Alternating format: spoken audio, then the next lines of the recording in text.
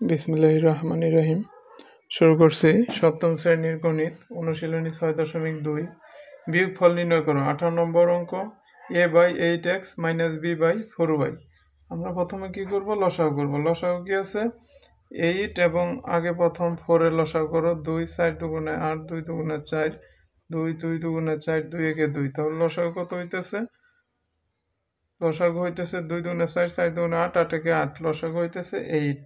আর কি আছে? xy লসাগু। 8x দ্বারা 8xy কে ভাগ করলে থাকতেছে y দ্বারা একে গুণ করলে ay মাইনাস এই 4y দ্বারা 8xy কে ভাগ করলে থাকতেছে 4 দুগুণে 8, 2y দ্বারা b এর সাথে গুণ, তাহলে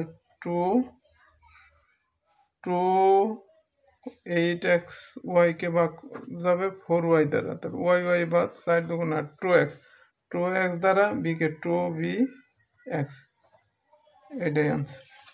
তারপরে 19 নাম্বার দেখো, লসাগু করো। লসাগু কি থাকতেছে? x + 3 আর থাকতেছে x + 2, এই দুটোটা লসাগু। এখন x + 3 দ্বারা একটা লসাগুকে ভাগ করলে কি থাকতেছে? x + 2। x + 2 কি এর সাথে গুণ? 3 এর সাথে গুণ। 3 এর সাথে গুণ কি? x + 2। এই মাইনাস চিহ্ন মাইনাস। x + 2 দ্বারা লসাগুকে ভাগ করলে থাকতেছে x + 3। এই x + 3 2 এর সাথে গুণ x + 3। এখন দেখো গুণ করো 3x প্লাস 3 দুগুণে 6 মাইনাস 2x প্লাসে মাইনাসে মাইনাস 3 দুগুণে 6। নিচে কি আছে?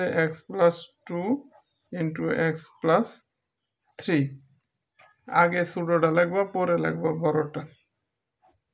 এখন দেখো উপরে কি থাকতেছে? 3x থেকে 2x বাদ দিলে x, 6 আর 6 বাদ, x/x + 2 ইন্টু x + 3, এটাই আনসার।